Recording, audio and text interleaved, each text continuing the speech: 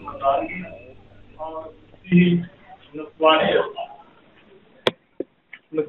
लफ्ज़ जो मसीही है इसका मतलब है मसीह के पैरोकार या मसीह को मानने वाले।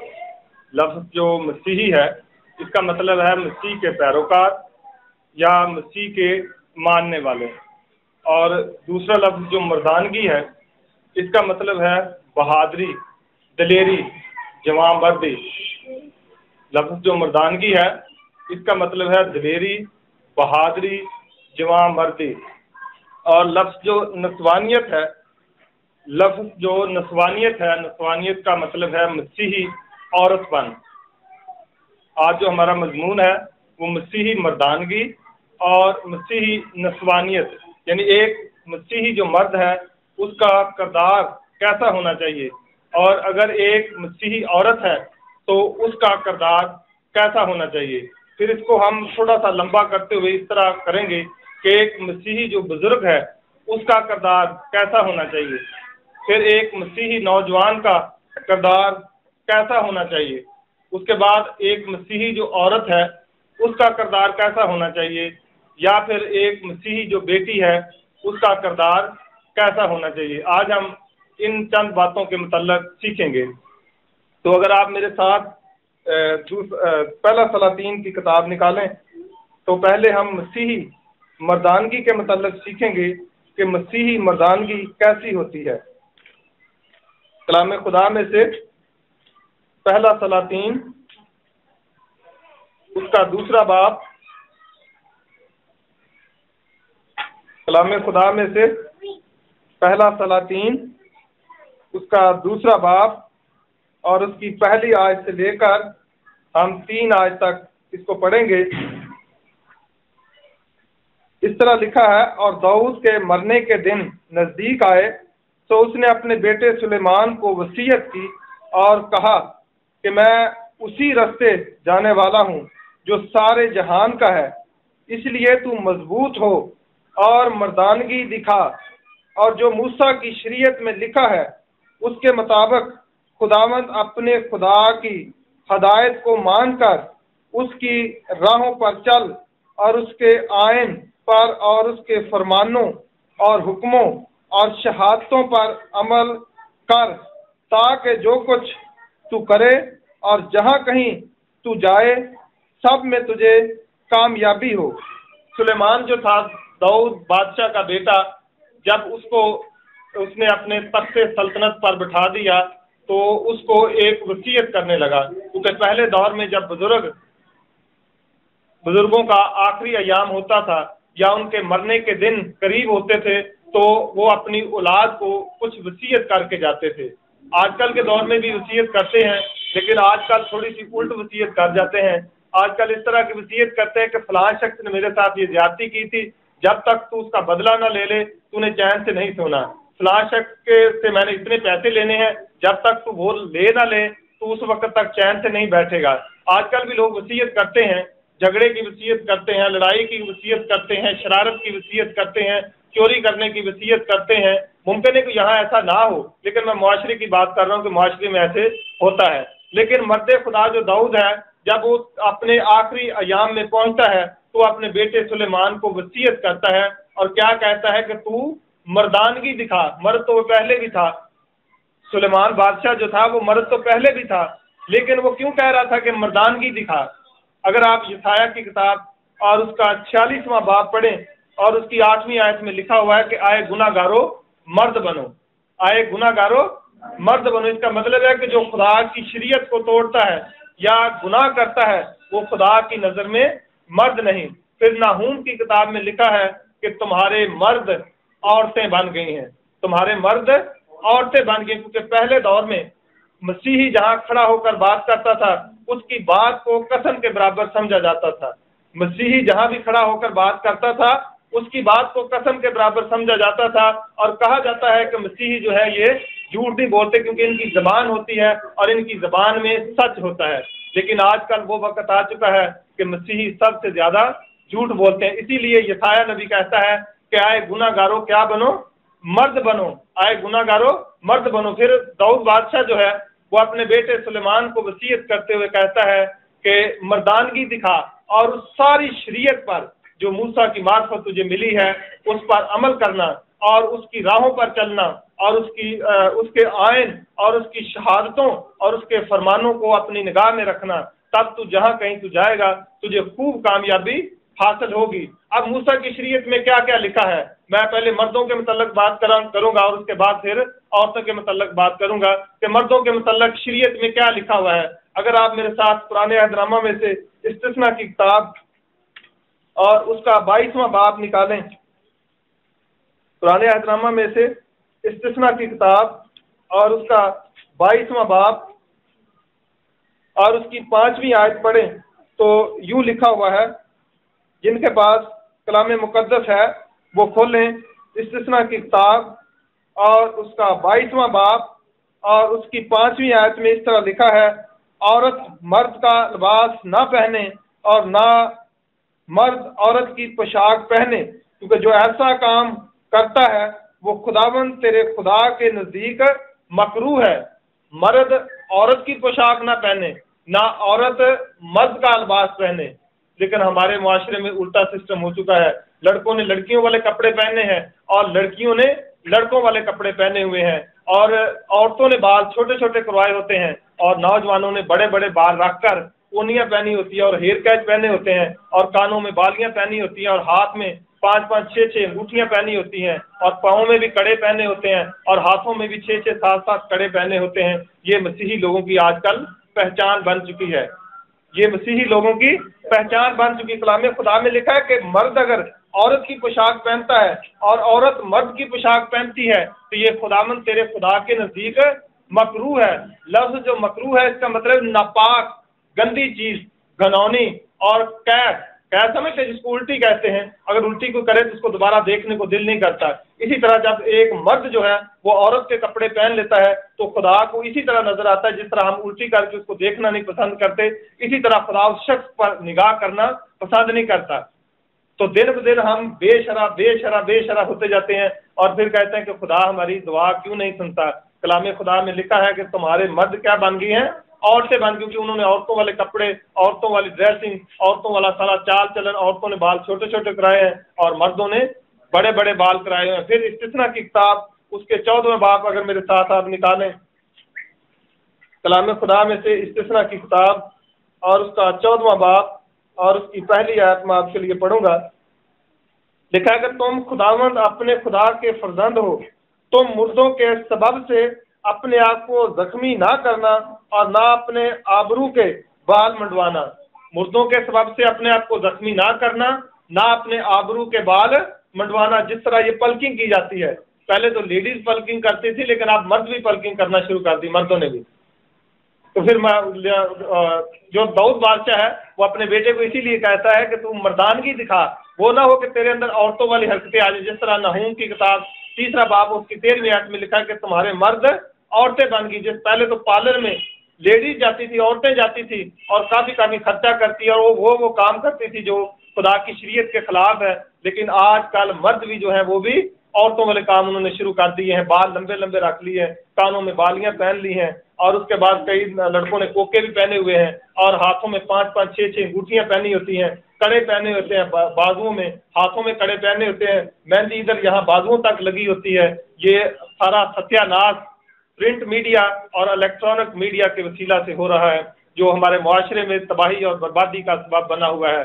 और अफसोस की बात यह है कि बच्चे तो चलो टीवी देखेंगे, लेकिन अफसोस की बात यह है कि माँ बाप भी और बुजुर्ग भी साथ बैठकर गंदे गंदे और नीम जो बरहना फिल्में होती हैं उनको देखने के लिए बुजुर्ग, नौजवान और माँ बाप सब इकट्ठे बैठकर देखते हैं। और बाद बच्चे तो कहते हैं मेरी नानी को ये ड्रामा बड़ा अच्छा लगता है, बाद बच्चे ये कहते हैं कि मेरी दादी को ये ड्रामा बड़ा अच्छा लगता है, बाद ये कहते हैं कि ये मेरे अब्बू को ड्रामा बड़ा अच्छा लगता है। और वो बेहयाई की जो फिल्में हैं देख देख कर हमारी नौजवान नस्ल जो है वो बर्बादी का शिकार होती जाती है।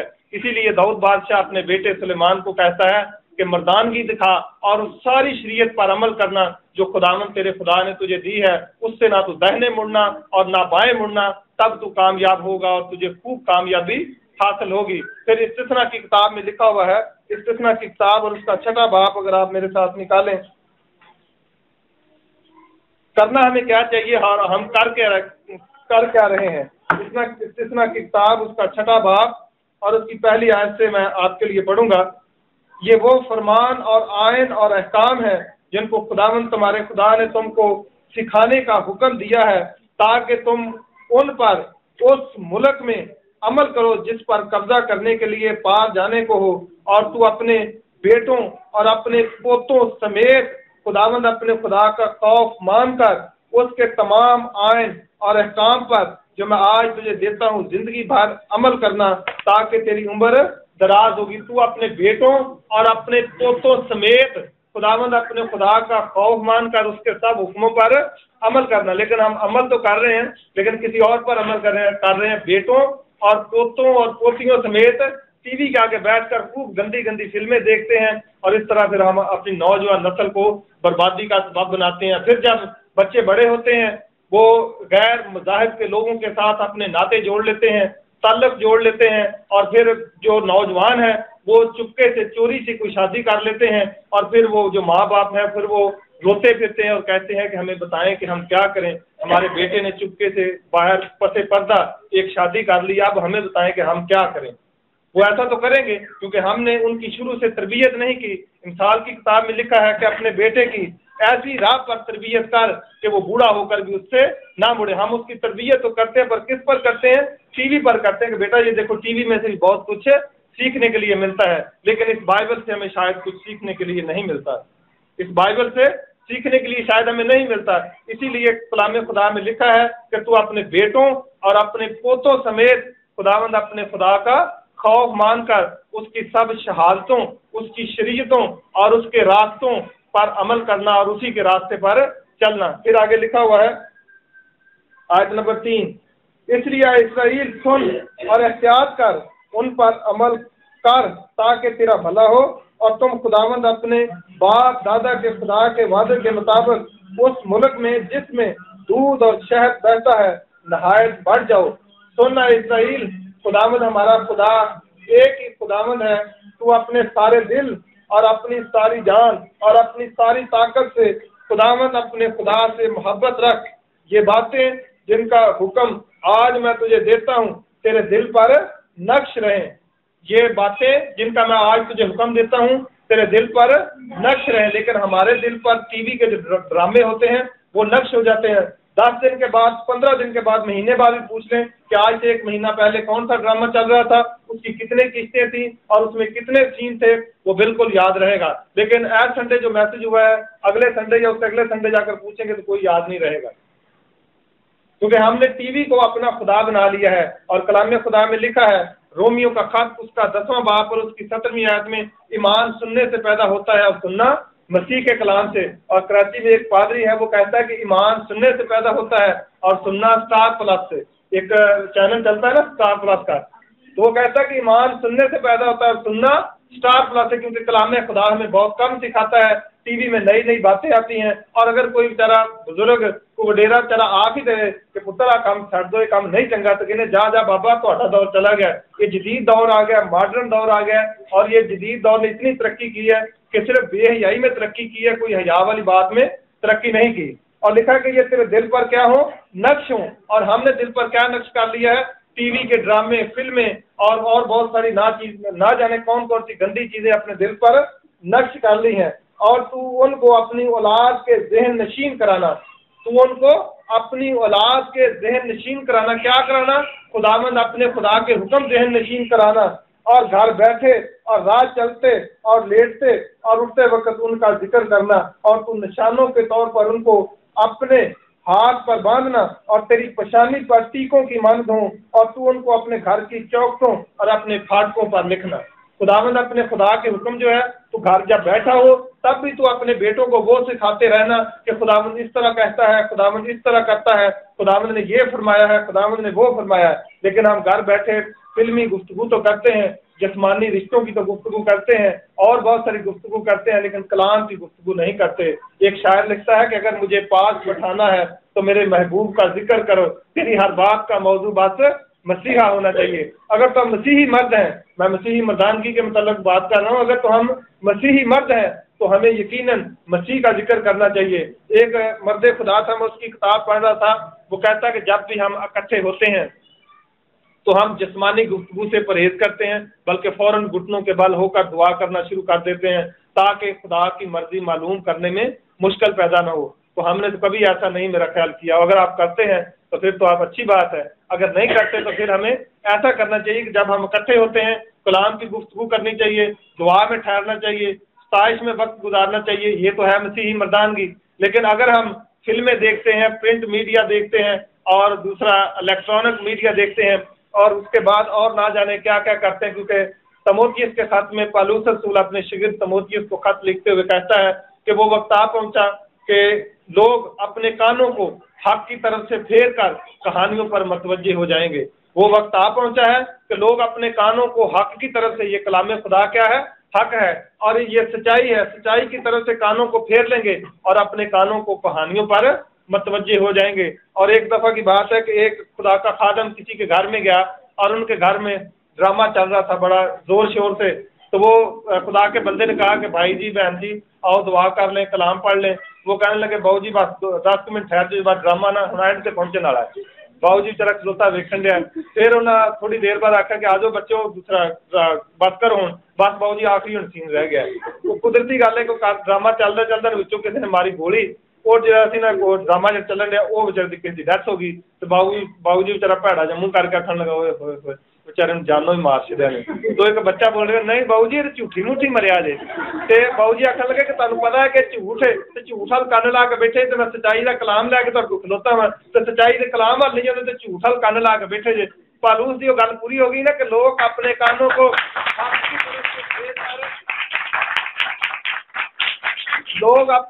کو حق کی طرف سے پھیر کر کہانیوں پر متوجہ ہو جائیں گے، اور یہی بات آج کل ہو رہی ہے، یہی بات ہو رہی ہے۔ ایک دفعہ ایک علاقے میں ہم عبادت کرنے کے لیے گئے، ہم نے سارے گاؤں میں وزٹ کیا کہ بھائی جی بہن جی آج عبادت پہ آنا ہے۔ عبادت کا جب ٹائم ہوا تو ہر بندے نے اپنے اپنے گھر کے سین میں ٹی وی نکالا اور سارے ٹی وی کے بیٹھے۔ یہ ٹی وی نے ہمارا ستیہ ناش کر دیا۔ پھر ہم بچوں کا قصور بناتے ہیں، جب بچے بڑے ہو جاتے ہیں بے راہ روی کا شکار ہو جاتے ہیں، شراب پینا شروع کر دیتے ہیں، ناجائز تعلقات بنا لیتے ہیں غیر مذاہب کے لوگوں اور بے ایمان لوگوں کے ساتھ ناجائز تعلق بنا لیتے ہیں، پسے پردہ شادی کر لیتے ہیں، پھر ماں باپ کی جو سر کی پگڑی ہوتی ہے وہ پاؤں میں آ جاتی ہے اور وہ روتے ہیں اور چیختے اور چلاتے ہیں۔ پھر پادری صاحب کے پاس جاتے ہیں کہ پادری صاحب ان دسو کی کریے۔ پادری صاحب وہ تو کی کر سکتے، وہ تو وقت گزر چکا ہوتا ہے، کیونکہ کلام خدا میں لکھا ہے کہ تو اپنے بیٹے کی ایسی راہ پر تربیت کر کہ وہ بوڑھا ہو کر بھی اس سے نہ مڑے، بوڑھا ہو کر بھی اس سے نہ مڑے۔ لیکن ہم نے افسوس کی بات ہے کہ ہم نے تربیت نہیں کی، اور اگر ہم بچوں کو ڈراوا دیتے ہیں تو کس کا تیرا تایا بڑا سخت ہے وڈ دینا ہوں، تیرا دادا بڑا سخت ہے، تیرا ابا بڑا سخت ہے، لیکن خدا کے کلام کا ڈراوا اس کو نہیں دیتے، کیونکہ ابے سے آدمی چھپ سکتا ہے، دادے سے آدمی چھپ سکتا ہے، تائے سے بھی آدمی چھپ سکتا ہے، لیکن خدا سے آدمی چھپ نہیں سکتا۔ اسی لیے زبور نویس کہتا ہے کہ میں اگر آسمان پر چڑھ جاؤں تو مجھے وہاں بھی دیکھتا ہے، اگر میں سمندروں کے پار چلا جاؤں تیرا ہاتھ مجھے وہاں بھی بچاتا ہے، اگر میں اسپتال میں بستر بچھاتا ہوں تو مجھے وہاں بھی دیکھتا ہے، میں تو تیری حضوری سے کہاں چھپ کر جاؤں۔ بچے کے ذہن میں اس چیز کا خوف ڈالنا چاہیے جس چیز سے آدمی چھپ نہیں سکتا۔ یہ مسیحی مردانگی ہے، لیکن میرا خیال ہے کہ مجھے کوئی مسیحی مرد بہت کم نظر آتے ہیں، شاید وہ ہوں لیکن بہت کم نظر آتے ہیں، کیونکہ جو مسیحی مرد ہوتا ہے وہ موسیٰ کی ساری شریعت پر عمل کرتا ہے، اور موسیٰ کی شریعت کے بعد ابھی ہم نے مسیح کی شریعت پر بھی عمل کرنا ہے۔ میں ایک کتاب پڑھ رہا تھا، اس میں لکھا تھا، بلکہ پہلے ایک متی کی انجیل اس کا 5واں باب اور اس کی 27ویں اور 28ویں آیت میں آپ کو پڑھاتا ہوں۔ لکھا ہے شریعت میں لکھا گیا تھا کہ تو زنا نہ کرنا، لیکن میں تو اس سے کہتا ہوں کہ جو کوئی بری خواہش سے کسی عورت پر نگاہ کرتا ہے وہ اپنے دل میں اس کے ساتھ زنا کر چکا۔ اور آج کل نوجوان نسل چوکوں پر کھڑے ہو کر خوب اپنی آنکھوں کو سینکتے ہیں اور خوب بے حیائی کرتے ہیں، اور پھر پتہ نہیں ایک گندا سا لفظ کہتے ہیں، وہ میں یہاں کہنا گوارا نہیں سمجھتا کہ مجھے یہاں اسٹیج پر ایسے لفظ بولنے چاہیے۔ اور اس کے بعد ایسا ہوتا ہے کہ میں کتاب پڑھ رہا تھا، اس میں لکھا تھا کہ جب آپ اپنی بیوی کے علاوہ کسی اور عورت پر غور سے نظر کرتے ہیں تو اس وقت آپ پر شیطان کا مسا ہوتا ہے، اور مجھے تو لگتا ہے کہ ہر وقت ہمارے نوجوانوں پر شیطان کا ہی مسا ہوتا ہے۔ خدا کا مسا جو ہے وہ اٹھ گیا ہے، اور خدا کا مسا کب ہمارے اوپر ٹھہرے گا؟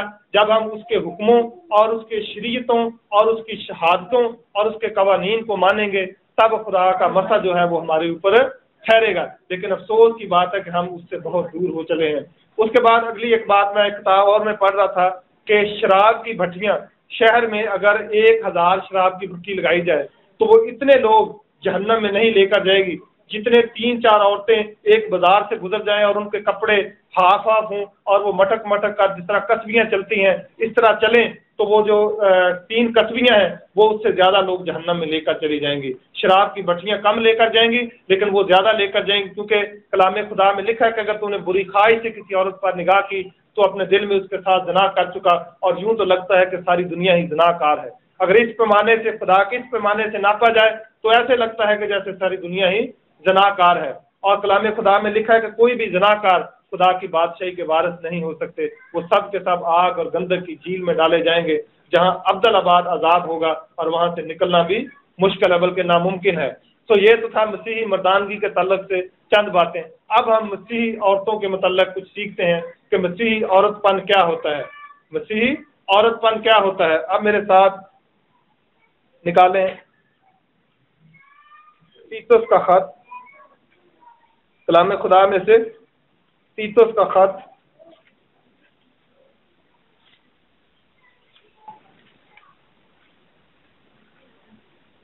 کلام خدا میں سے تیتس کا خط، اس کا 2 باب اور اس کی 3 آیت سے پڑھیں گے۔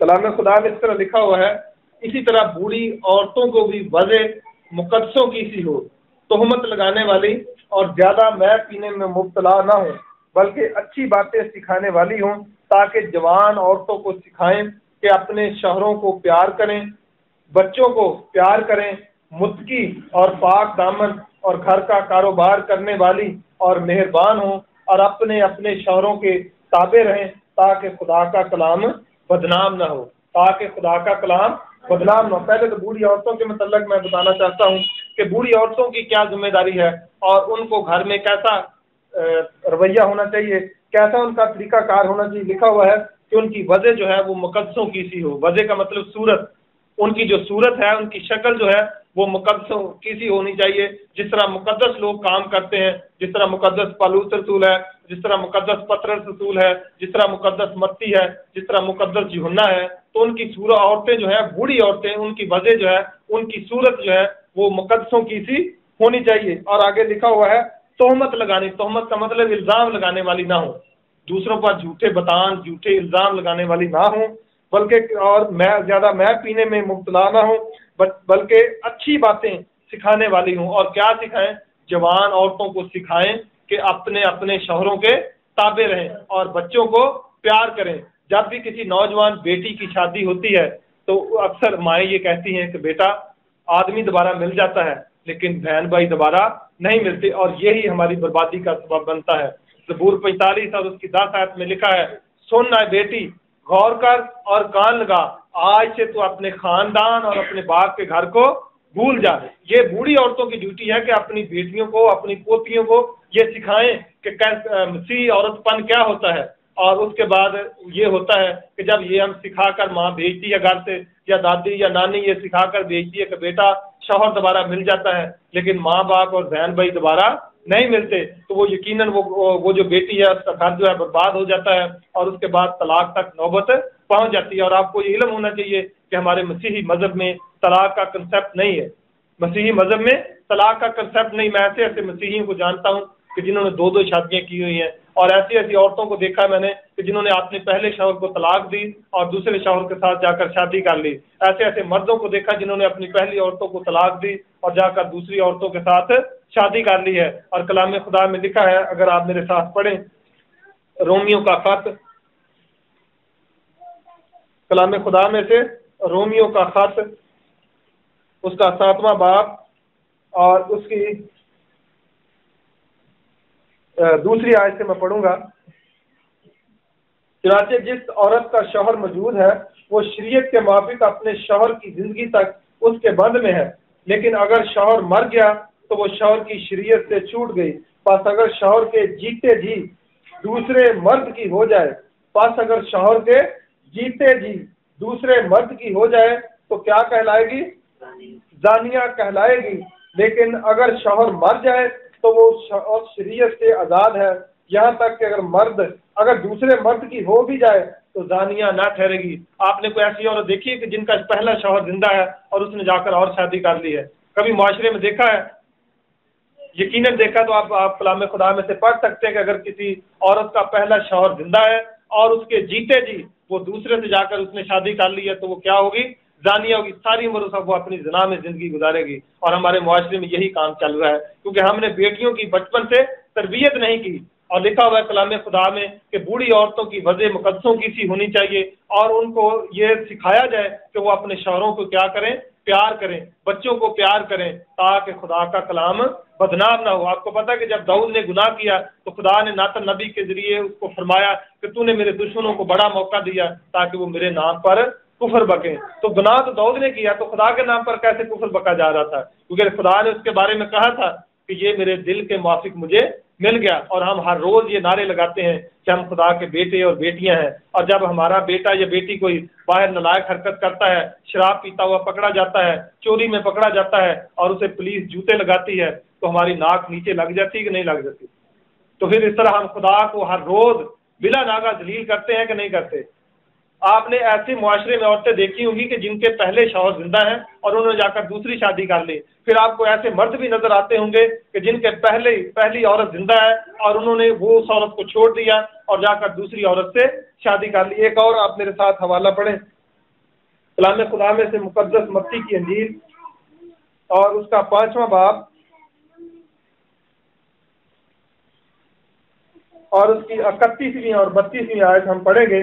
کلام خدا میں سے مقدس متی کی معرفت لکھی گئی انجیل، اس کا 31واں اور 5واں باب اور اس کی 31ویں اور 32ویں آیت میں یہ یوں لکھا ہے، یہ بھی کہا گیا تھا کہ جو کوئی اپنی بیوی کو چھوڑے اسے طلاق نامہ لکھ دے، لیکن میں تم سے یہ کہتا ہوں کہ جو کوئی اپنی بیوی کو حرام کاری کے سوا کسی اور سبب سے چھوڑ دے، حرام کاری کے سوا کسی اور سبب سے چھوڑ دے، وہ اس سے زنا کراتا ہے، وہ اس سے زنا کراتا ہے۔ اگر آپ کسی مرد کی بیوی ہے اور وہ حرام کاری کے سوا کسی اور سبب سے چھوڑ دیتا ہے اور وہ عورت جا کر کہیں اور شادی کر لیتی ہے تو وہ مرد جو ہے وہ اس سے زنا کرواتا ہے۔ قیامت والے دن خدا اس عورت سے بھی حساب لے گا اور اس مرد سے بھی حساب لے گا جس نے اسے چھوڑ دیا تھا، کیونکہ دونوں نے مل کر زنا کیا ہے۔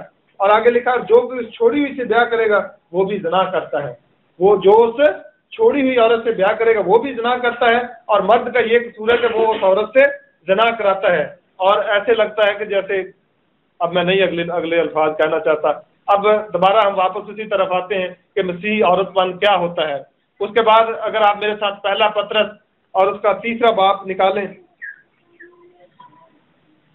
کلام خدا میں سے پہلا پطرس اور اس کا 3واں باب اور اس کی پہلی آیت سے میں آپ کے لیے پڑھتا ہوں۔ اے بیویو تم بھی اپنے اپنے شوہروں کے تابع رہو، جس طرح ہم نے پہلے پڑھا تھا کہ جو بوڑھی عورتیں ہیں ان کی وضع مقدسوں کی سی ہونی چاہیے، اور ان کو یہ چاہیے کہ جوان عورتوں کو سکھائیں، کیا سکھائیں کہ اپنے شوہروں کو پیار کریں، اپنے شوہروں کے تابع رہیں اور بچوں کو پیار کریں۔ تو یہاں بھی یوں لکھا ہے اے بیویو تم بھی اپنے اپنے شوہروں کے تابع رہو، اس لیے کہ اگر بعض ان میں سے کلام کو نہ مانتے ہوں تو بھی تمہارے پاکیزہ چال چلن اور خوف کو دیکھ کر بغیر کلام کے اپنی اپنی بیوی کے چال چلن سے خدا کی طرف کھینچے جائیں گے۔ اور اگر ان میں سے کوئی کلام کو نہیں بھی مانتے، بعض اوقات یہ ہوتا ہے کہ مرد جو ہے وہ خدا کے کلام کو نہیں مانتا اور بیوی جو ہے وہ مانتی ہے، اور بیوی اپنے آپ کو سمجھتی ہے کہ میں اس سے زیادہ راست ہوں، میں اس کی کیوں تابع رہوں۔ اور کلام خدا میں لکھ دیا گیا ہے کہ اگر مرد جو ہے وہ خدا کے کلام کو نہیں بھی مانتا تو بھی آپ اس کے تابع، آپ کو تابع رہنا ہے اور تابع رہیں گے آپ۔ اور اگر ہم تابع نہیں رہتے تو اس کا مطلب ہے کہ ہم خدا کے کلام کو رد کرتے ہیں۔ اور تمہارا سنگھار، آیت نمبر 3، اور تمہارا سنگھار ظاہری نہ ہو، تمہارا سنگھار ظاہری نہ ہو یعنی سر گوندنا اور سونے کے زیور اور طرح طرح کے کپڑے پہننا۔ تمہارا سنگھار ظاہری نہ ہونا۔ ایک دفعہ کی بات ہے کہ کراچی میں ایک پاسٹر تھا، انہوں نے ایک شادی پر جانا تھا اور ان کی بیوی جو تھی انہوں نے جب پارلر میں تیاری کے لیے گئی تو کم از کم پارلر کا خرچہ کتنا تھا بھلا یاد ہے کسی کو؟ 20,000 روپیہ۔ پاسٹر صاحب کی جو مسز ہے ان کی تیاری کا خرچہ تھا 20,000 روپیہ، اور اس کے بعد پاسٹر صاحب کی جو بیوی تھی اور بیٹی تھی اس کا پارلر کا خرچہ تھا 15,000 روپیہ، اور وہ پیسہ میرے اور آپ کے ہدیے کا پیسہ تھا، اور وہ ایک دفعہ منہ دھوئیں تو وہ سارا کا سارا نالی میں چلا جاتا ہے۔ اور پاک کلام میں لکھا ہے کہ تمہارا سنگار ظاہری نہ ہو، یعنی سر گوندنا۔ آپ نے دیکھا ہوگا کہ ایسی عورتیں ہیں کہ جنہوں نے بال ایسے ایسے کر کے پتہ نہیں سر پر کیا کیا کچھ لگایا ہوتا ہے، اور بازاروں میں دوپٹے گلے میں لٹکائے ہوتے ہیں، اور اس طرح جاتی ہیں کہ جیسے کوئی گنڈے لوگ ہوتے ہیں۔ اسی طرح ہوتا ہے، میں پچھلے دنوں مری میں گیا، بھائی نے بھی میرے ساتھ جانا تھا، کسی مشکل کی وجہ سے رہ گئے، اور مری میں مار روڈ پر ہم جا رہے تھے، اور میں نے عورتوں کو ایسے ایسے بے حیائی والے اور گندے کپڑے پہنے دیکھا کہ دیکھنے کو دل نہیں کرتا تھا، اور کچھ عورتوں نے کنگھی اور شیشہ ہاتھ میں پکڑا ہوا، اور بازار میں جاتے جاتے ایسے ایسے بال بنا رہے ہیں، گھر میں ان کو بیٹھ کر بال بھی نہیں بنائے جاتے۔ اتنی بے حیائی ہمارے معاشرے میں آ چکی ہے، اس کے لیے ہمیں افسوس کرنا چاہیے، سدا افسوس کرتے رہنا چاہیے کہ ہم مسیحی ہیں یا کچھ اور بن چکے ہیں۔ اور کلام خدا میں لکھا ہے، اگر آپ میرے ساتھ ایک حوالہ اور پڑھیں، یہاں پر ہاتھ رکھ لیں، پھر ہم نے واپس آنا ہے۔ احبار کی کتاب، کلام خدا میں سے احبار کی کتاب اور اس کا 18واں باب، کلام خدا میں سے احبار کی کتاب اور اس کا 18واں باب اور اس کی پہلی آیت سے لے کر 5 آیت تک ہم پڑھیں گے۔ کلام خدا میں سے احبار کی کتاب۔ پھر خداوند نے موسیٰ سے کہا کہ بنی اسرائیل سے کہہ کہ میں خداوند تمہارا خدا ہوں، تم ملک مصر کے سے کام جس میں تم رہتے تھے نہ کرنا، اور نہ ملک کنعان کے سے بھی کام جہاں میں تمہیں لیے جاتا ہوں نہ کرنا، نہ ان کی رسموں پر چلنا۔ یہ جو ہمارے معاشرے میں رسمیں آ چکی ہیں، یہ کہاں کی ہماری مسیحی مذہب کی تو ایسی رسمیں نہیں تھی، کیونکہ لکھا کہ تمہارا سنگار ظاہری نہ ہو، یعنی سر گندنا، سونے کے زیور اور طرح طرح کے اور موتیوں والی پوشاک پہننا، یہ ہمارے مذہب میں تو نہیں۔ یہ کہاں سے آ گئے؟ یہ کہاں سے آگے؟ یہ غیر اقوام میں سے ہیں جو ہندو تھے، اور جو غیر قومیں تھیں ان میں سے آئے تھے، اور لکھا ہے کہ تم ملک مصر کے سے کام نہ کرنا اور نہ ملک کنعان کے سے کام کرنا۔ جتنا خدا کے کلام نے منع کیا ہے کہ غیر قوموں کی رسمیں تم نہ لینا، اتنا ہم نے غیر قوموں کی رسمیں لے کر خدا کو دن رات غصہ دلاتے اور خدا کے غضب اور قہر میں دن بدن اضافہ کرتے ہیں۔ اور آگے لکھا تم میرے حکموں پر عمل کرنا اور میرے آئین کو مان کر ان پر چلنا، میں خداوند تمہارا خدا ہوں۔ تو تم میرے آئین اور احکام ماننا، جن پر اگر کوئی عمل کرے تو وہ انہی کی بدولت جیتا رہے گا۔ میں خداوند ہوں۔ فرمانے والا کون ہے؟ میں خداوند ہوں۔ خداوند نے فرمایا کہ تم ملک مصر کے سے کام نہ کرنا۔ یہ جو بال گوندنا، یہ مسیحی مذہب کی تو رسم نہیں، لیکن ہم نے کہاں سے لے لی؟ یہ جو بال بکھیر کر، کھلے بال چھوڑ کر بازاروں میں جانا اور پینٹیں شرٹیں پہن کر بازاروں میں پھرنا۔ مردوں نے تو پینٹیں پہننی تھی، لیکن ساتھ ساتھ عورتوں نے بھی پہننا شروع کر دی، کیونکہ کلام خدا میں لکھا ہے کہ نہ عورت مرد کی پوشاک پہنے نہ مرد عورت کی پوشاک پہنے، لیکن ہم نے سارا خدا کا جو سسٹم ہے وہ الٹ کر دیا ہے۔ اور یہ کہاں سے رسمیں آئی؟ غیر قوموں کی رسمیں تھی، اور کلام خدا میں لکھا ہے کہ تم غیر قوموں کی رسموں پر نہ چلنا، تم میرے احکام، میری آئین اور میری شریعت کو ماننا اور انہی پر چلنا۔ لیکن افسوس کی بات ہے کہ ہم نے غیر قوموں کی رسمیں لے لی، اور کیسے لے لی؟ ٹی وی دیکھ دیکھ کر۔ ٹی وی نے ہمارا ستیہ ناش کر دیا ہے، اور ٹی وی ہر گھر میں، کوئی ایسا گھر نہیں کہ جس گھر میں ٹی وی نہ ہو، اور سارے کے سارے گھر کے لوگ ٹی وی کے آگے بیٹھ کر دیکھتے ہیں۔ اور آگے لکھا ہوا ہے، پھر پہلا پطرس 3 باب اور اس کی 3 آیت میں آتے ہیں ہم، اور تمہارا سنگار ظاہری نہ ہو، یعنی سر گندنا اور سونے کے زیور اور طرح طرح کے کپڑے پہننا۔ آگے لکھا تمہارا سنگار کیسا ہونا چاہیے؟ آیت نمبر 4 میں، بلکہ تمہاری باطنی اور پوشیدہ انسانیت حلم اور مزاج کی غربت کی غیر فانی آرائش سے آراستہ رہے، کیونکہ خدا کے نزدیک اس کی بڑی قدر ہے۔ اگلے زمانہ میں بھی خدا پر امید رکھنے والی مقدس عورتیں اپنے آپ کو اسی طرح سنوارتی اور اپنے اپنے شوہروں کے تابع رہتی تھیں۔ چنانچہ سارہ ابراہیم کے حکم میں رہتی اور اسے خداوند کہتی تھی، تم بھی اگر نیکی کرو اور کسی ڈراوے سے نہ ڈرو تو اس کی بیٹیاں ہوئی۔ تم بھی اگر نیکی کرو اور کسی ڈراوے سے نہ ڈرو تو اس کی بیٹیاں ہوئی۔ عورتوں کا سنگار کیسا ہونا چاہیے؟ ظاہری سنگار نہیں ہونا چاہیے، بلکہ باطنی اور مزاج کی غربت اور انسانیت ہونی چاہیے، اندر کی اس کی غربت ہونی چاہیے۔ عورت کا زیور کیا ہے؟ کہ اپنے شوہر کے تابع رہے۔ عورت کا کیا زیور ہے؟ کہ وہ اپنے بچوں کی اس راہ پر تربیت کرے کہ وہ بڑے ہو کر اس راہ سے نہ مڑیں، وہ کلام خدا کو پڑھنے والے ہوں، ان کے اندر خدا کا خوف ہو، ان کے اندر تربیت ہو، تاکہ جب بھی کوئی بچے باہر نکلیں تو پتہ چلے کہ کسی ماں نے اس بچے کی تربیت کی ہے۔ لیکن ہمارا زیور، ہم تو اپنے آپ کو سنوارنے کے چکر میں رہتے ہیں، بچے چاہے جیسا مرضی کرتے رہے۔ اور بعض ایسا بھی ہوتا ہے کہ ماں بھی ڈیوٹی کرتی ہوتی ہے اور بچے بھی ڈیوٹی کرتے ہوتے ہیں، اور سوری شوہر بھی ڈیوٹی کرتا ہے اور بچے گھر میں گندی فلمیں لگا کر دیکھتے ہیں، اور اس طرح نئی نسل جو ہے یہ ہمارا جو مستقبل ہے، یہ ہمارے مستقبل کی ریڑھ کی ہڈی ہے، اس کی بربادی ہو رہی ہے کیونکہ ماں باپ نے بچوں کی طرف توجہ چھوڑ دی ہے، کیونکہ ان کے اپنے کاروبار بہت شروع ہو گئے۔ ہم نے دن بدن اپنی نئی نسل جو ہے، ہماری اولاد جو ہے، ان کے متعلق ہم سوچتے نہیں، دن بدن ہماری نئی نسل جو ہے وہ بربادی کا شکار ہوتی جاتی ہے۔ اور لکھا ہے کہ تمہارا سنگار ظاہری نہ ہو، یعنی سونے کے زیور، طرح طرح کے کپڑے اور موتیوں والی پوشاک، ان ساری چیزوں سے کیا کرنا ہے؟ کنارہ کرنا ہے۔ اور آج جس شادی میں زیور نہ ہو وہ کہتے ہیں کہ یہ شادی نہیں ٹھیک ہوئی، جس شادی میں زیور نہ، کیونکہ کلام خدا نے زیور سے منع کیا ہے، اور ہم نے ہمیشہ وہی کام کرنا ہے جو خدا کے کلام، جس بات کو خدا کا کلام منع کرتا ہے وہی ہمارے معاشرے کی رسمیں ہیں۔ اور بعد میں کہتے ہیں کوئی گل نہیں جی، ساری دنیا میں کریں گی، اسی میں کر لیں گے، بعد میں ہمارا بہانہ کیا چل ہے، انہوں نے بھی کیتا ہے، انہوں نے بھی کیتا، انہوں نے بھی کیتا ہے۔ کسی شخص کو نمونہ بنانے کی ضرورت نہیں، مجھے بھی نمونہ نہ بنائیں کیونکہ میں بھی کامل نہیں۔ دنیا میں کوئی بھی ایسی چیز کامل نہیں جس پر اعتراض نہ کیا جائے، لیکن ایک چیز کامل ہے، وہ یسوع مسیح ہے اور اس کا کلام ہے۔ اگر ہم اس کو نمونہ بنائیں گے، اس کو اپنی نگاہ میں رکھیں گے، اسی لیے عبرانیوں کا خط اس کا 12واں باب اور اس کی دوسری آیت میں لکھا ہے، ایمان کے بانی اور کامل کرنے والے یسوع کو تکتے رہو۔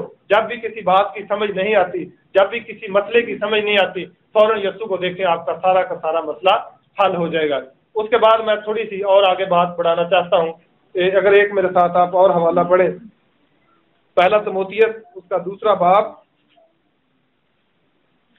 کلام خدا میں سے پہلا تموتھیوس اور اس کا 2واں باب اور اس کی 9ویں 10ویں اور 11ویں آیت میں آپ کے سامنے پڑھوں گا۔ اسی طرح عورتیں حیادار الفاظ سے شرم اور پرہیزگاری کے ساتھ اپنے آپ کو سنواریں۔ اسی طرح عورتیں حیادار الفاظ سے، اور بعض عورتوں کے گلے کھلے کھلے ہوتے ہیں، یہاں چاک جو ہوتے ہیں یہ یہاں سے نظر آتا ہوتا ہے، بدن نظر آتا ہے، اور کپڑے جو ہوتے ہیں وہ تنگ ہوتے ہیں، اور نہ جانے کس طرح کے بے حیائی کے کپڑے ہوتے ہیں۔ اور کلام خدا میں یہاں لکھا ہوا ہے کہ اسی طرح عورتیں حیادار الفاظ سے شرم اور پرہیزگاری کے ساتھ اپنے آپ کو سنواریں، نہ کہ بال گونڈیں اور سونے اور موتیوں اور قیمتی پوشاک سے۔ وہاں بھی یہی لکھا ہوا ہے کہ نہ بال گونڈیں، نہ سونے اور موتیوں اور قیمتی پوشاک سے اپنے آپ کو سنواریں۔ اور تموتھیوس بھی یہاں لکھتا ہے، یہی لکھتا ہے، اور پالوس رسول تموتھیوس کو خط لکھتے ہوئے بھی یہی فرماتا ہے۔ پطرس بھی اپنی کلیسیا کو خط لکھتے ہوئے یہی الفاظ فرماتا ہے۔ پالوس بھی اپنے شاگرد تموتھیوس کو خط لکھتے ہوئے یہی فرماتا ہے، اور آگے لکھا ہے بلکہ نیک کاموں سے جیسا خدا پرستی کا اقرار کرنے والی عورتوں کو مناسب ہے، عورت کو چپ چاپ کمال تابع داری سے سیکھنا چاہیے، اور میں اجازت نہیں دیتا کہ عورت سکھائے یا مرد پر حکم چلائے۔ ہم نے شریعت کو الٹ کر دیا۔ اور ایک اور بات کلام خدا میں لکھا ہوا ہے کہ تم غیر قوموں میں اپنی بیٹیاں نہ دینا، نہ غیر قوموں کی بیٹیاں اپنے بیٹوں کے لیے لینا، کیونکہ وہ تمہارے بیٹوں کو غیر معبودوں کی طرف مائل کر دیں گے، اور تمہاری بیٹیاں اگر ان کی طرف جائیں گی تو وہ بھی غیر مسیحی بن جائیں گی، کلام خدا میں لکھا ہوا ہے۔ لیکن افسوس کی بات ہے کہ ہمارے جو والدین ہیں، ہمارے بزرگ جو ہیں، انہوں نے بچوں کی ایسی تربیت نہیں کی جس کے سبب سے بیٹیاں جو ہیں وہ غیر مذہب کے لوگوں سے ناطے جوڑ لیتی ہیں اور غیر مذہب کے لوگوں کے ساتھ تعلق بنا لیتی ہیں، اور یہاں تک پھر سننے میں آ جاتا ہے کہ انہوں نے شادی کر لی ہے، اور شادی کے چند ہی دنوں بعد وہ ان کے مسئلے اور جھگڑا شروع ہو جاتا ہے، اور ان کو دھکے دے کر گھر سے نکال دیا جاتا ہے، اور بعد میں کہا جاتا ہے یہ تو چوڑی ہے، یہ تو مسلن ہے، اور نہ جانے اس کے لیے کیا کیا کچھ الفاظ استعمال ہوتے ہیں، اور یہ ہمارے مذہب کے لیے بڑا خطرے کا سبب بنا ہوا ہے۔ باجی کو میں نے ایک کتاب دی ہے اور امید ہے کہ باجی آپ کو اس پر اسٹڈی کرائے گی، تو میں وہ کتاب میرے ہاتھ میں ہے، اس کے چند ایک واقعات ہیں میں آپ کے سامنے پڑھنا چاہتا ہوں۔ یہ کتاب کا نام دور کی نظر ہے، اور کتاب کا نام ہے دختران کلیسیا کے نام۔ تو ذرا توجہ سے سننا، میں اس کے چند ایک صفحات آپ کی نظر میں کرنا چاہتا ہوں۔ لکھا ہے دختران کلیسیا، مسیحی بیٹیوں، تم غیر مسیحی نوجوانوں کے پھندے میں نہ پھنسو، کیونکہ یہ خدا کی مرضی نہیں ہے۔ اور مجھے افسوس سے کہنا پڑتا ہے کہ شعبہ طب سے، یہ جو میڈیکل کا شعبہ اسے طب کہا جاتا ہے، شعبہ طب سے منسلک دختران بیٹیوں کو کہا جاتا ہے۔ دختران کلیسیا زیادہ تر بدنام ہیں۔ میں سب کی بات نہیں کرتا، کیونکہ کئی بیٹیاں مسیح کی اچھی گواہ بھی ہیں، لیکن کئی ایسی ہیں جو مسیح کے نام پر دھبا اور اپنے والدین کے لیے بے عزتی کا سبب بنتی ہیں۔ اگرچہ غیر مسیحی لوگوں کو اجازت ہے کہ وہ मसीही लड़कियों से शादी कर सकते हैं। याद रहे कि मसीही बेटों से नहीं बल्कि सिर्फ बेटियों से इजाज़त है, लेकिन अहले कलीसिया को यानी मसीही कलीसिया को किसी भी बेईमान से शादी करने की इजाज़त नहीं। पहले नंबर पर जो मसीही लोग हैं उनको गैर मज़ाहिब के लोगों में शादी करने की इजाज़त नहीं। दूसरे नंबर पर जो मसीही बेईमान है उनके साथ भी शादी करने की इजाज़त नहीं। जो ईमानदार बेटी है उसका रिश्ता किसी ईमानदार शख्स से, ईमानदार मर्द से होना चाहिए। तो जब बेईमान का ईमानदार के साथ रिश्ता जोड़ दिया जाता है और उनकी सारी जिंदगी अजाब से गुजरती है। और पौलुस रसूल कुरिन्थस की कलीसिया में खत लिखते हुए कहता है कि बेईमानों के साथ ना हमवार जुए में ना जुतो, लेकिन जैसा जैसा कलाम में लिखा है वैसा वैसा हम उल्ट ही करते हैं। और आगे लिखा हुआ है कलीसिया को किसी भी बेईमान से शादी करने की इजाज़त नहीं, खा वो माइकल स्मिथ का बेटा ही क्यों ना हो, बल्कि ये सख्ती से मना है। मसीही ईमानदार बेटी की शादी सिर्फ मसीही ईमानदार बेटे से होनी चाहिए, और जो इससे बाहर निकल जाते हैं वो कलाम की परवाह ना करते हुए अपने आप को दनाज समझते हुए अंधे कुएं में छलांग लगा देते हैं। कुछ बेटियां जब दम इश्क में जिस्म चशब की रगबतों में फंस कर अपने वालदैन, अपने ईमान, अपनी इज्जत नफ्स और अपने मासूम बहन भाइयों की इज्जत का यहूदा अस्करियोती बनकर सौदा कर बैठती हैं और उनकी इज्जत और नामूस की धज्जियां उड़ा देती हैं और उसे खाक में मिला देती हैं और अपने बुजुर्गों की नाक काट कर उनके हाथ में दे देती हैं और उनकी पगड़ी को पांव तले रौंदती हैं। तो क्या आप ये समझते हैं कि आपके बुजुर्गों और छोटे बहन भाइयों की आंखों से बहने वाले आंसू और उनके टूटे हुए दिलों से तेरे लिए दुआ निकलती होगी? आपने ऐसी बेटियां देखी होंगी, ऐसे बेटे भी देखे होंगे कि जो गैर मज़ाहिब के लोगों से नाते जोड़ लेते हैं और फिर वो रो रो कर और चला चला कर दुआएं करते हैं। तो क्या उनका घर बच सकता है जिनके लिए पीछे हर वक्त बददुआ निकलती है? कलाम खुदा में लिखा है कि माँ बाप जिसको दुआ देता है उसके लिए दुआ होती है, और जिसके लिए माँ बाप के मुंह से बददुआ के अल्फाज निकलते हैं वो उनके लिए लानत ठहर जाती है। माँ बाप के मुंह से निकला हुआ एक एक लफ्ज औलाद के लिए लानत का सबब बनता है और एक एक लफ्ज निकला हुआ औलाद के लिए बरकत का सबब बन जाता है। जब बेटी गैर मज़ाहिब के लोग से नाता जोड़ लेती हैं, जब बेटे गैर मज़ाहिब के लोगों से नाता जोड़ लेते हैं, तो उस वक्त माँ बाप के मुंह से दुआ तो निकलती नहीं, बददुआ ही निकलती है और उनका घर सदा बर्बाद ही रहता है। इससे पहले कि हमें सोचना चाहिए, हमें अपनी औलाद की ऐसी राह पर तरबियत करने की जरूरत है कि वो बूढ़े होकर भी उससे ना मुड़े। आगे लिखा हुआ है, क्या तेरी इस झूठी और आरजी मोहब्बत का सौदा तुझे सुखी रखेगा? ना तुझे अपने दीन का और ना तुझे दूसरों के दीन का पता है। तूने अपना बुरा फैसला तुमने कैसे कर लिया है?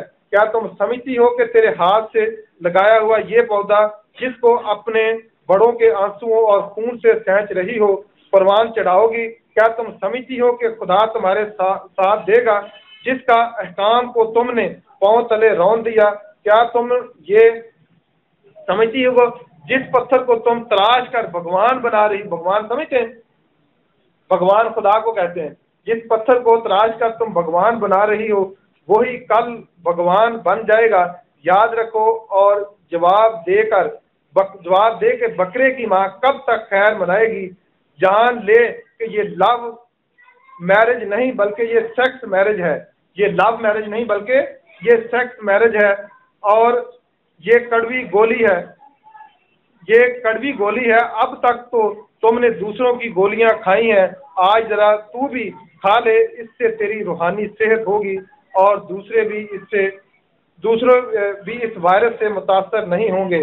मैं ऐसी कई बेटियों को जानता हूं जिन्होंने गैर मसीही और गैर निजात याफ्ता लोगों से अज़वाजी रिश्ता कायम किया और कुछ अरसा अपनी ख्वाहिशें नफ्स पर पूरी कर चुके तो उन्होंने जवाब दे दिया, यहाँ तक कि जब तक आप उस घर में होंगी गुलाम रहेंगी। नाफरमानी के बाद गुलामी ही होती है। इसराइल की तारीख उठाकर पढ़ लें। आज जो आपसे वादा करता है कि मैं आसमान के तारे तुम्हारे लिए तोड़ लाऊंगा, वो कल को तेरे सर के बाल और तेरी बोटियां नोचेगा।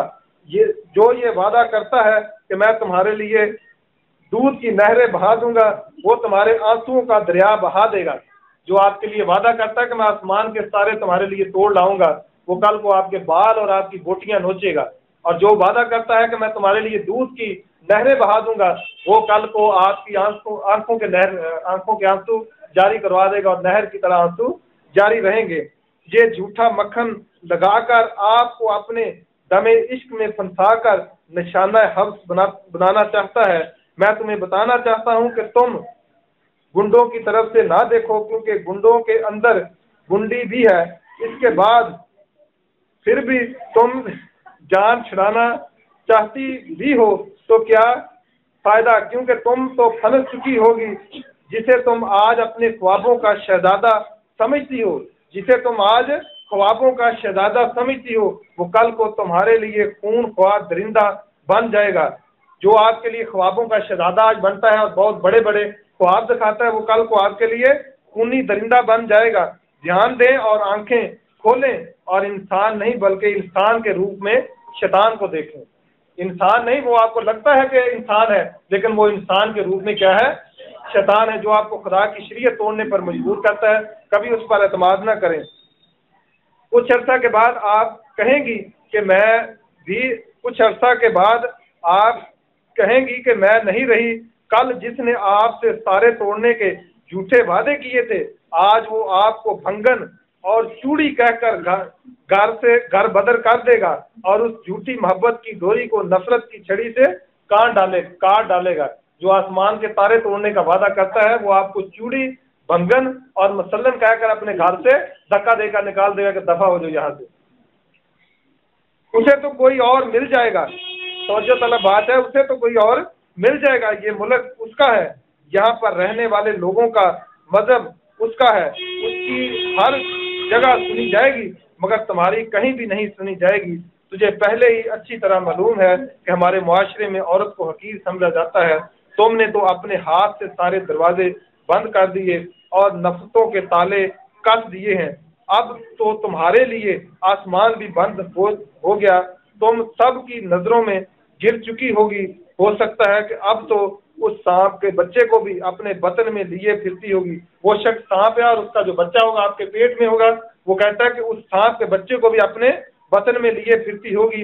میں نے یہاں تک سنا ہے کہ کئی ایسی نافرمان اور ضدی بیٹیوں نے اپنی من مانی کی اور پھر اپنے ہی ہاتھوں سے خودکشی کر لی۔ خدا نہ کرے کہ تم بھی ایسا ہی کر نکلو۔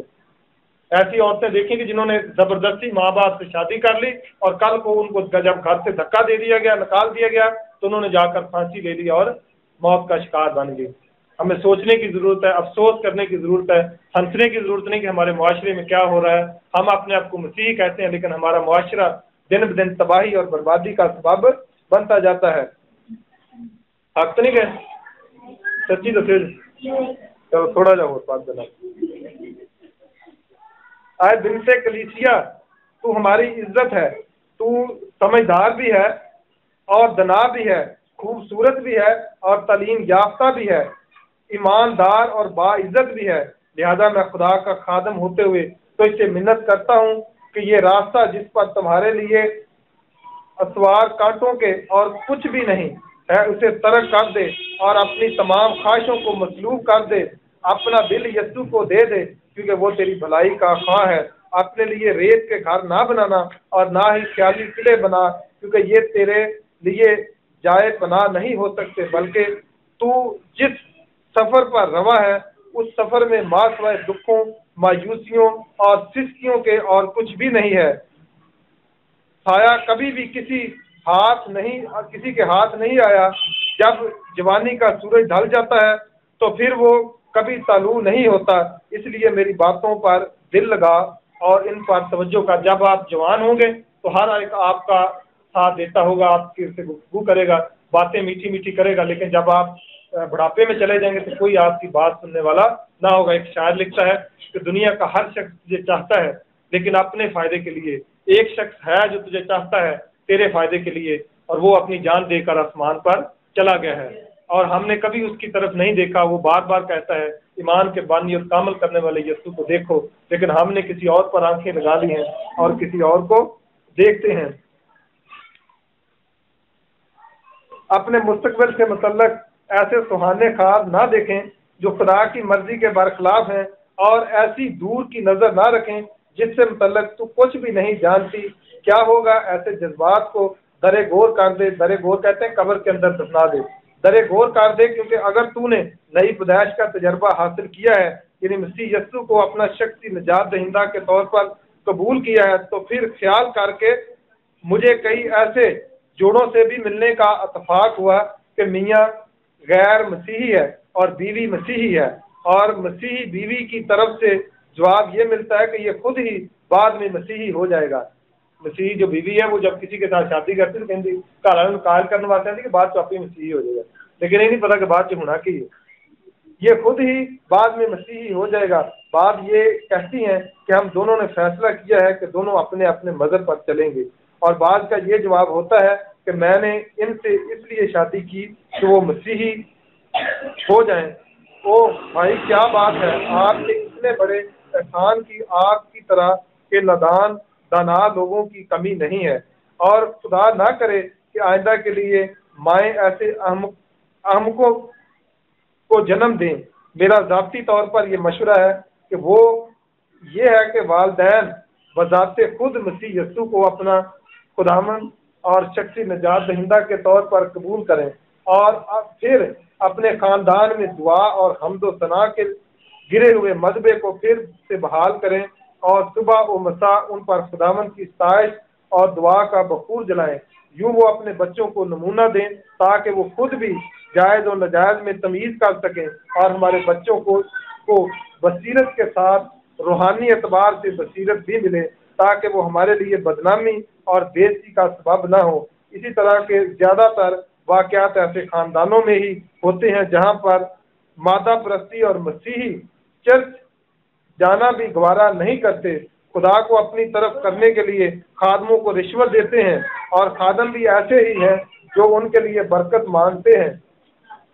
میں یہاں پر ایک اور نصیحت کرتا چلا جاؤں، مجھے سولی پر چڑھانا ہے تو چڑھا دیں۔ تو غور نہ سنیں جی، میں یہاں پر ایک نصیحت کرتا چلا جانا چاہتا ہوں، مجھے سولی پر چڑھانا ہے تو چڑھا دیں، کوئی بات نہیں، میں تو پہلے ہی خاردار راہوں کا راہ مسافر ہوں کہ ایسے والدین جو اپنی جوان بیٹیوں اور بیٹوں کے ساتھ بیٹھ کر اس دور کے ملکی اور غیر ملکی ڈرامے دیکھنے اور نیم برہنہ فلمیں دیکھتے اور کسی عاشق کے متعلق مشوق سے متعلق ڈائلاگ سنتے ہیں، اپنی آنکھیں اور کان گرم کرتے ہیں، انہیں شرم ہونی چاہیے بلکہ ڈوب مرنا چاہیے۔ کیا آپ ایسا کر کے اپنے ہی بچوں سے توقع کرتے ہیں جو وہ آج دیکھتے ہیں اور سنتے ہیں، یہ کل اسی طرح نہیں کریں گے؟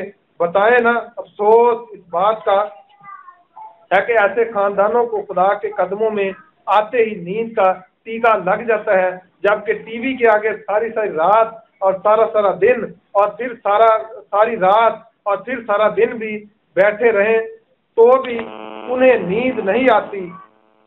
جوان والدین تو درکنار بوڑھے بھی پورا ساتھ دیتے ہیں اور جانتے ہیں کہ کون سے دن کون سی فلم اور کون سا ڈرامہ لگتا ہے، اور بعض یہ کہتے ہیں کہ میری نانی کو صرف یہ والا ڈرامہ بہت پسند ہے، شاید نانی کی آنکھوں میں روشنی ہی نہیں مگر فلم اور ڈرامہ نہیں چھوڑا۔ آئے سموم اور امورا کے لوگوں خدارا باز آ جاؤ، ورنہ آہستہ آہستہ کرتے کرتے آج بیٹی گئی کل بیٹا چلا جائے گا اور یوں بھیڑ خانہ خالی ہو جائے گا۔ مجھے اس مضمون پر اور بہت کچھ کہنا ہے لیکن وقت بہت تھوڑا ہے۔ ہم نے آج سیکھا کہ مسیحی مرد کی کیا نشانی ہوتی ہے کہ وہ موسیٰ کی شریعت پر چلتا، خدا کے قوانین کو اپنے دل میں رکھتا، اپنے بزرگوں کے تابع رہتا اور خدا کی راہوں پر چلتا اور خدا کے حکموں کا لحاظ کرتا۔ مسیحی بیٹی کا، مسیحی بوڑھی جو عورتیں ہیں ان کا کیا کام ہے؟ مسیحی بوڑھی عورتوں کا کام ہے کہ جوان عورتوں کو سکھائیں، اپنے بچوں کو پیار کریں، بچوں کی تربیت کریں، اپنے شوہروں کو پیار کریں، شوہروں کے تابع رہیں، شوہروں کے حکم میں رہیں۔ اور اس کے بعد ہم نے یہ سیکھا کہ مسیحی جو بیٹیاں ہیں ان کا لباس کیسا ہونا چاہیے، ان کا کردار کیسا ہونا چاہیے اور ان کا چال چلن کیسا ہونا چاہیے۔ پھر ان کے بعد ہم نے یہ سیکھا کہ جو مسیحی بیٹیاں یا مسیحی بیٹے غیر مذاہب کے لوگوں کے ساتھ नाता जोड़ लेते हैं, कल को उनके साथ क्या होता है, उनको धक्के देकर घर से निकाल दिया जाता है और ये फतवा दिया जाता है कि ये तो चूड़ी और मुसल्लन है। और जो आपसे वादा करते हैं कि मैं आसमान के सारे तोड़कर ले आऊंगा, वो कल को होती है और बाल में उठता है। और जो कहता है कि मैं दूध की नहरें बहा दूंगा, वो आपकी आंखों की आंखें